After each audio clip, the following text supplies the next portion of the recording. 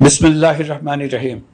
প্রিয় দেশবাসী, দেশের সকল শিশু, কিশোর কিশোরী, তরুণ তরুণী, শিক্ষার্থী, বয়স্ক, বৃদ্ধ, পুরুষ, মহিলা সবাইকে সালাম জানাচ্ছি।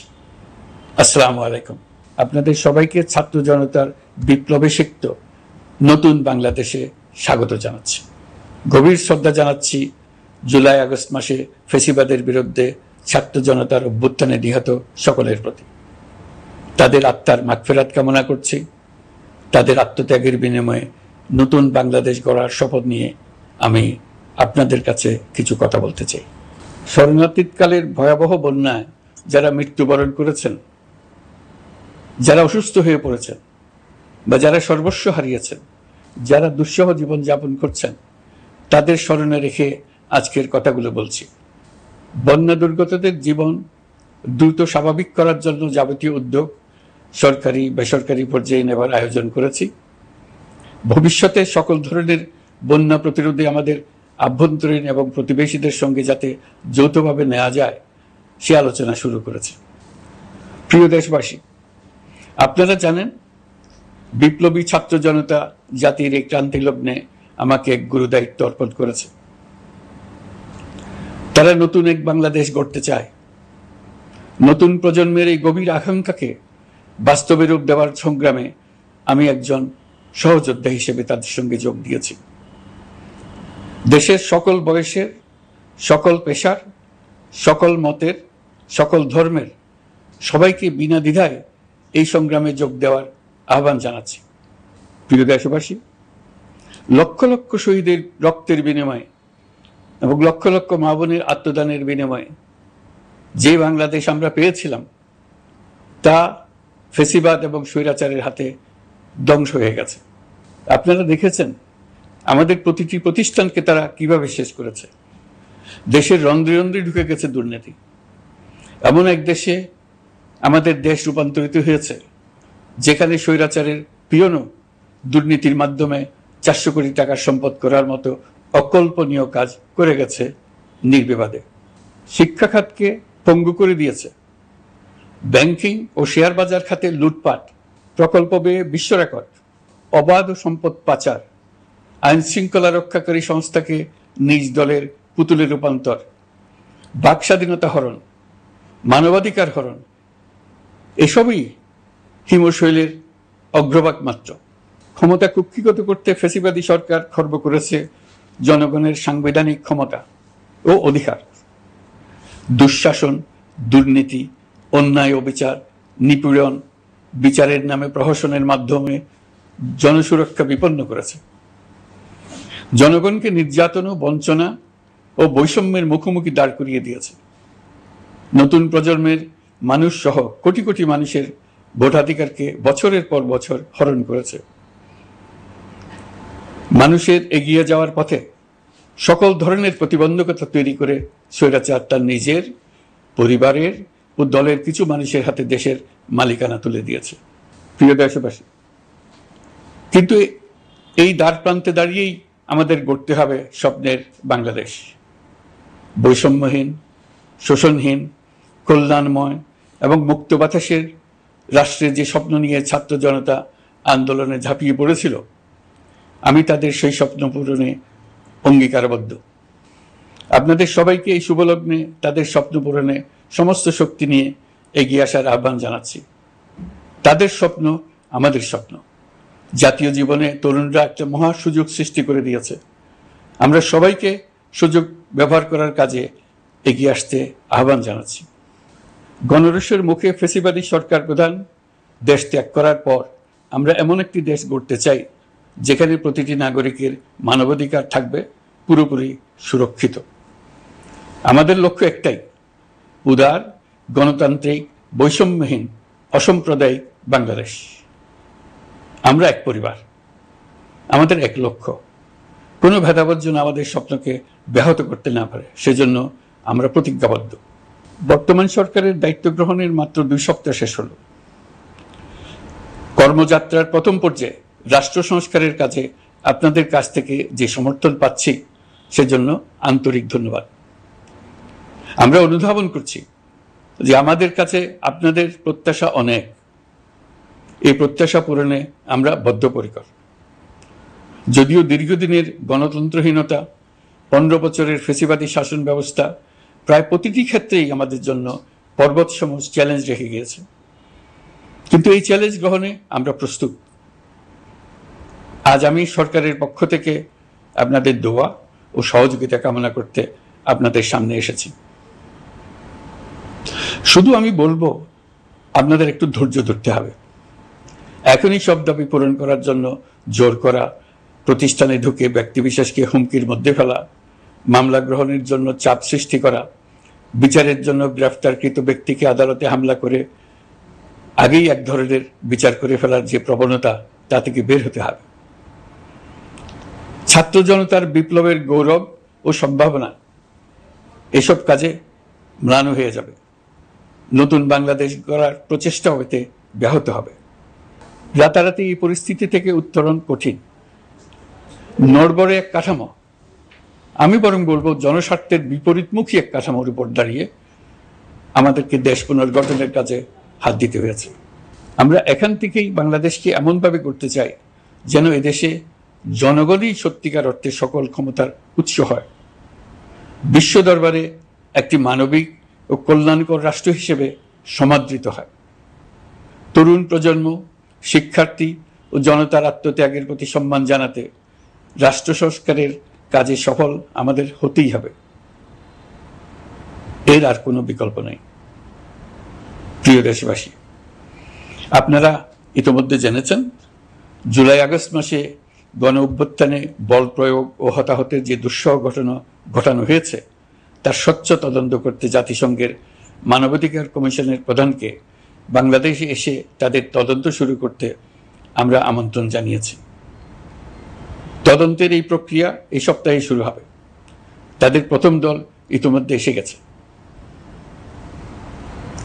আমরা ইতিমধ্যে ছাত্র জনতার বিপ্লবকে নস্যাৎ করতে যে শত শত মিথ্যা ও হয়রানিমূলক মামলা দায়ের করা হয়েছিল তার অধিকাংশ প্রত্যাহার করেছি এবং আটক ছাত্র জনতার মুক্তি লাভের ব্যবস্থা করেছে। পর্যায়ক্রমে মিথ্যা ও গায়েবী সকল মামলার ক্ষেত্রে অনুরূপ ব্যবস্থা গ্রহণ করে মানুষকে দুঃসহ ভোগান্তি থেকে মুক্ত করা হবে। ন্যায় বিচার নিশ্চিত করতে গণ অভ্যুত্থানের সকল শহীদ পরিবারকে পুনর্বাসন করবে। সকল আহত শিক্ষার্থী ও জনতার চিকিৎসার সম্পূর্ণ ব্যয় সরকার বহন করবে। সেই লক্ষ্যে স্বাস্থ্য মন্ত্রণালয়ের নেতৃত্বে উপদেষ্টা পরিষদে বৈষম্য বিরোধী ছাত্র আন্দোলনের প্রতিনিধিত্বকারী 2 জন উপদেষ্টার সহায়তায় একটা পূর্ণাঙ্গ তালিকা প্রস্তুত করা হচ্ছে। এই কার্যক্রমের জন্য এবং গণ অভ্যুত্থানের শহীদদের স্মৃতি ধরে রাখতে সরকার অতি দ্রুত জুলাই গণহত্যা স্মৃতি ফাউন্ডেশন নামে একটি ফাউন্ডেশন প্রতিষ্ঠা করার প্রক্রিয়ার শেষ পর্যায়ে এনেছে। আপনাদের সবার এবং বিদেশে অবস্থানরত ভাই বোনদের অনুদান এই প্রতিষ্ঠানে পাঠানোর জন্য অনুরোধ করছি। আমি ব্যক্তিগতভাবে এই প্রতিষ্ঠানের চেয়ারম্যানের পদ গ্রহণ করেছি। প্রিয় দেশবাসী, আপনারা লক্ষ্য করেছেন দায়িত্ব গ্রহণ করেই আমাদেরকে আইন শৃঙ্খলা অঙ্গনে অস্থির পরিস্থিতি সামাল দিতে হয়েছে। আপনাদের সহযোগিতা ও সমর্থনে দেশপ্রেমিক সকল আইন শৃঙ্খলা রক্ষাকারী বাহিনী কাজে যোগ দিয়েছে। ফ্যাসিবাদী সরকার প্রশাসনের চরম দলীয়করণ করার ফলে বিপুল সংখ্যক কর্মকর্তা কর্মচারী দীর্ঘদিন বৈষম্যের শিকার হয়েছেন। আমরা ইতিমধ্যে সংশোধনমূলক ব্যবস্থা গ্রহণ করতে আরম্ভ করেছি, তবে প্রশাসনকে গতিশীল রাখতে এবং একই সাথে সুনির্দিষ্ট পদ্ধতি অনুসরণ করে সঠিক সিদ্ধান্তে উপনীত হতে সময় প্রয়োজন। সেজন্য সকলকে ধৈর্য ধরার অনুরোধ করছি। প্রশাসনের সকল ক্ষেত্রে প্রতিষ্ঠানগুলো যেন জনগণের আস্থা ফিরে পায়, সেটি আমাদের অন্যতম উদ্দেশ্য। লুটপাট ও দুর্নীতির আখড়ায় পরিণত করা ব্যাংকিং খাতে সুশাসন নিশ্চিত করার জন্য আমরা উদ্যোগ নিয়েছি। এই খাতে দক্ষ জনবল নিয়োগ দেওয়া হচ্ছে। ব্যাংকিং খাতে শৃঙ্খলা স্থাপন, ব্যবসা বাণিজ্যে সহায়ক পরিবেশ তৈরি এবং জনগণের জীবনযাপন সহজ করতে নিত্য প্রয়োজনীয় দ্রব্যমূল্য ও মূল্যস্ফীতি নিয়ন্ত্রণে আনার আমরা উদ্যোগ সচল করেছি। ব্যাংকিং খাতে দীর্ঘমেয়াদী সংস্কারের জন্য ব্যাংক কমিশন গঠন করা হবে। আর্থিক খাতে সার্বিক পরিস্থিতি ও সংস্কার বিষয়ে একটি রূপকল্প তৈরি করা হবে, যা দ্রুত জনসমক্ষে প্রকাশ করা হবে। শেয়ার বাজার, পরিবহন খাত সহ যেসব ক্ষেত্রে চরম বিশৃঙ্খলা বিরাজ করছে তা নিরসনের দ্রুত পদক্ষেপ নেওয়া হচ্ছে। বিচার বিভাগকে দুর্নীতি ও দলীয় প্রভাব মুক্ত করতে কার্যক্রম শুরু হয়েছে। একটি সুনির্দিষ্ট প্রক্রিয়ার মধ্য দিয়ে বিচার বিভাগের স্বাধীনতা ও জবাবদিহিতা নিশ্চিত করার উদ্যোগ নেওয়া হয়েছে। ফ্যাসিবাদী সরকারের বিচার বহির্ভূত হত্যাকাণ্ড, গুম, খুন, অপহরণ এবং আয়নাঘরের মতো চরম ঘৃণ্য সকল অপকর্মের ন্যায় বিচার নিশ্চিত করা হবে। এসব অপকর্মের সঙ্গে জড়িত সকলের বিচার নিশ্চিত করা হবে। তালিকা প্রস্তুত করে মিথ্যা মামলা প্রত্যাহার করা হবে। দুর্নীতি ও সম্পদ পাচারের বিচার করা হবে। আইন শৃঙ্খলার ক্ষেত্রে জনমুখী ও দলীয় প্রভাবমুক্ত জবাবদিহিমূলক কাঠামো সৃষ্টির লক্ষ্যে পুলিশ কমিশন গঠন করা হবে। জাতিসংঘের তদন্ত প্রতিবেদন, দায়িত্বপ্রাপ্ত সকল সংস্থা ও জনগণের সাথে মত বিনিময়ের মাধ্যমে কমিশনের নেতৃত্বে প্রয়োজনীয় সংস্কার করা হবে। বাংলাদেশকে আর কোনোদিন কেউ যেন কোনো পুলিশি রাষ্ট্রে পরিণত করতে না পারে তার ব্যবস্থা করা হবে। তথ্যের অবাধ প্রবাহ ও গণমাধ্যমের স্বাধীনতা নিশ্চিত করা হবে। ফ্যাসিবাদী সরকার গণমাধ্যমের উপরও দলীয়করণ ও নির্যাতনের বোঝা চাপিয়েছিল। জনগণের তথ্যের অধিকার নিশ্চিত করতে আমরা প্রতিশ্রুতিবদ্ধ। তথ্যের প্রবাহে বিদ্যমান আইনি ও অন্যান্য বাধা অপসারণ করা হবে। মত প্রকাশের স্বাধীনতা বাধাগ্রস্ত করে এমন সব আইনের নিপীড়নমূলক ধারা সংশোধন করা হবে। ইতিমধ্যে এই ধরনের আইনগুলো চিহ্নিত করে এই প্রক্রিয়া শুরু করা হয়েছে। বিদেশি সংবাদকর্মীদের এদেশে আসার পর যে অলিখিত নিষেধাজ্ঞা ছিল, ইতিমধ্যে আমরা তা তুলে নিয়েছি।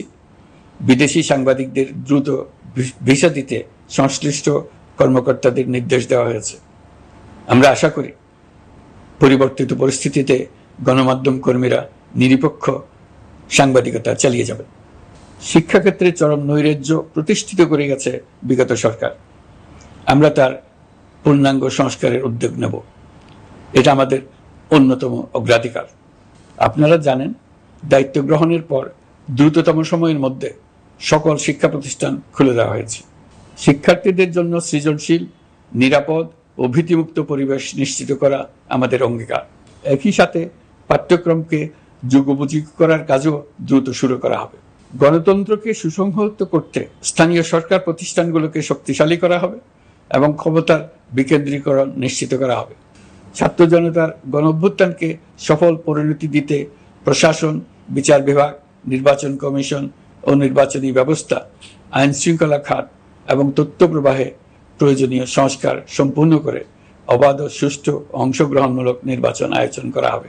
এর লক্ষ্য হবে দুর্নীতি, লুটপাট, গণহত্যার বিরুদ্ধে একটি জবাবদিহিতামূলক রাজনৈতিক বন্দোবস্তের সূচনা। বর্তমান সরকার দুর্নীতির বিরুদ্ধে স্পষ্ট অবস্থান গ্রহণ করেছে। আমাদের সকল উপদেষ্টা দ্রুততম সময়ের মধ্যে তাদের সম্পদের বিবরণ প্রকাশ করবেন। পর্যায়ক্রমে এটা সকল সরকারি কর্মকর্তাদের ক্ষেত্রেও নিয়মিত এবং বাধ্যতামূলক করা হবে।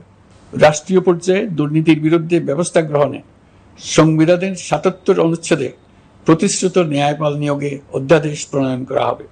এবার কৃষি খাতের কথা একটু বলে।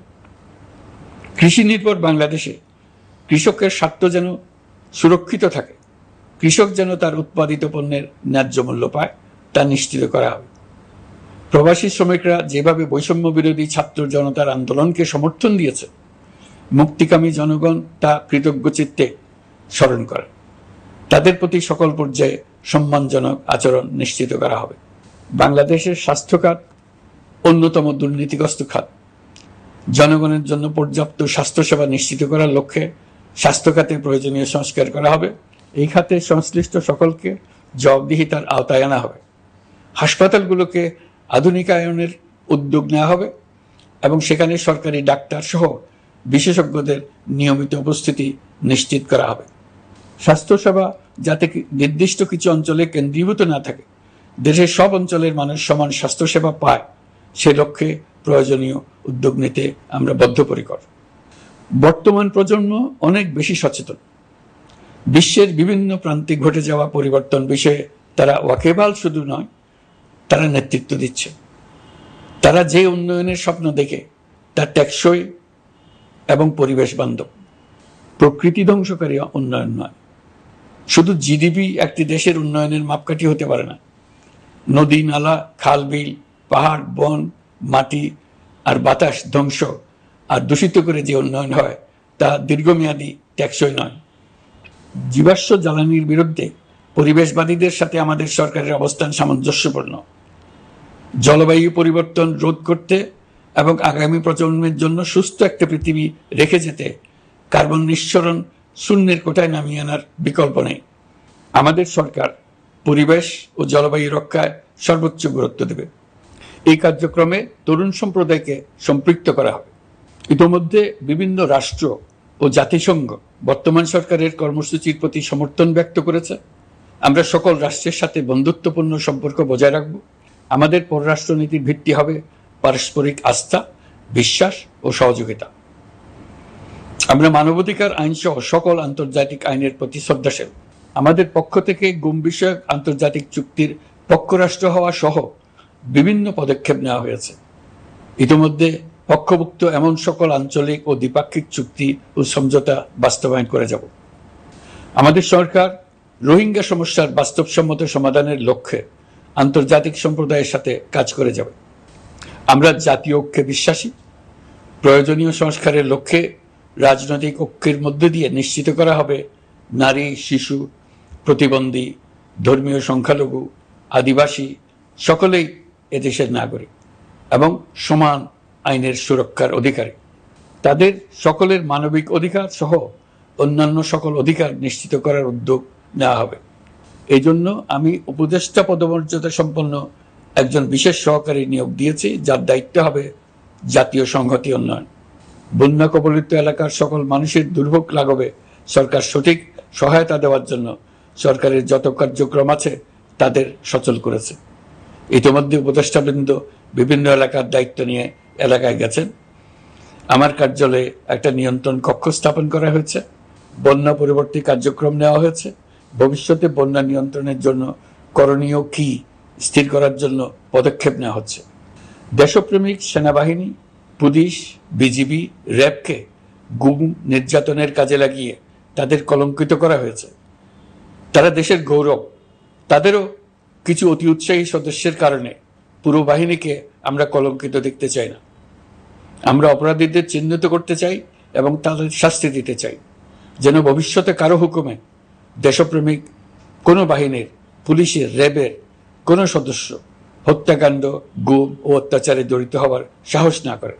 তাদের কাছে হুকুম যত বড় কর্তৃপক্ষের কাছ থেকে আসুক না কেন, তারা তা উপেক্ষা করবে। ভবিষ্যতে উপরওয়ালার হুকুমে এমন ঘৃণ্য কাজ করতে বাধ্য হয়েছে এমন ব্যাখ্যা কারো কাছে গৃহীত না হয় তার ব্যবস্থা করা হবে।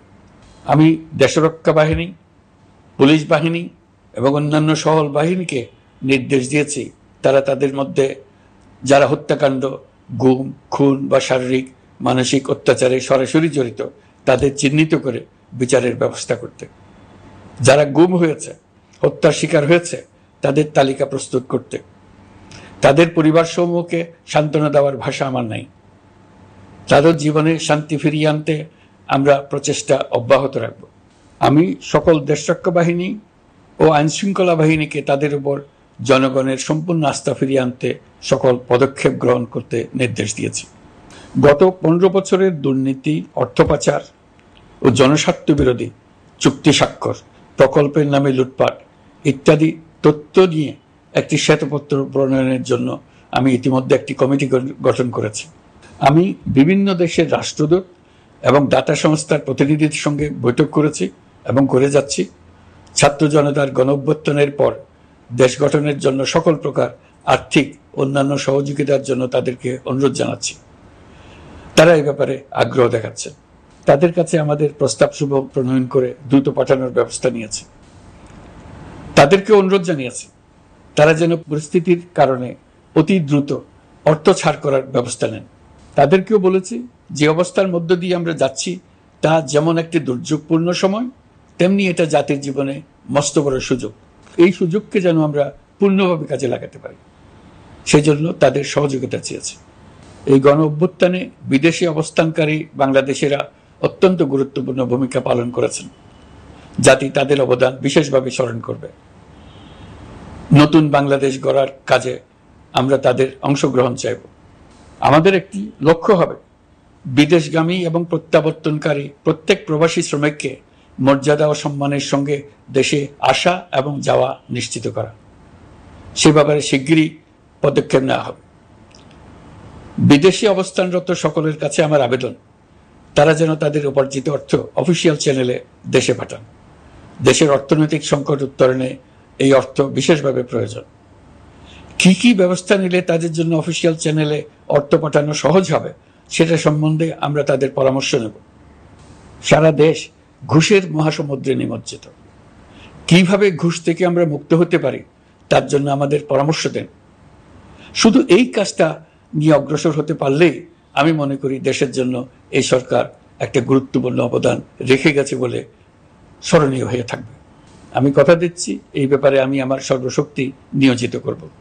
আমাদের দায়িত্ব দেশের সকল মানুষকে একটি পরিবারের বন্ধনে আবদ্ধ করা। পরিবারে মতভেদ থাকবে, বাকবিতণ্ডা হবে, কিন্তু আমরা ভাই বোন, আমরা বাবা মা, আমরা কেউ কারো শত্রু না। কাউকে তার মতের জন্য শত্রু মনে করব না, কাউকে ধর্মের কারণে শত্রু মনে করব না, কাউকে লিঙ্গের কারণে শত্রু মনে করব না। আমরা সবাই সমান, কেউ কারো উপরে, কেউ কারো নিচে না। এই ধারণা আমরা জাতীয় জীবনের সর্বক্ষেত্রে প্রতিষ্ঠিত করতে চাই। একটা বিশেষ ব্যাপারে আমরা আপনাদের সহযোগিতা চাচ্ছি। আমাদের দায়িত্ব গ্রহণের পর থেকে প্রতিদিন সচিবালয়ে, আমার অফিসের আশেপাশে, শহরের বিভিন্ন স্থানে সমাবেশ করা হচ্ছে। গত 16 বছরের অনেক দুঃখ কষ্ট আপনাদের জমা আছে, সেটা আমরা বুঝি। আমাদের যদি কাজ করতে না দেন তাহলে দুঃখ ঘোচানোর সকল পথ বন্ধ হয়ে যাবে। আপনাদের কাছে একান্ত অনুরোধ, আমাদের কাজ করতে দেন। আপনাদের যা চাওয়া তা লিখিতভাবে আমাদেরকে দিয়ে যান। আমরা আপনাদের বিপক্ষ দল নয়।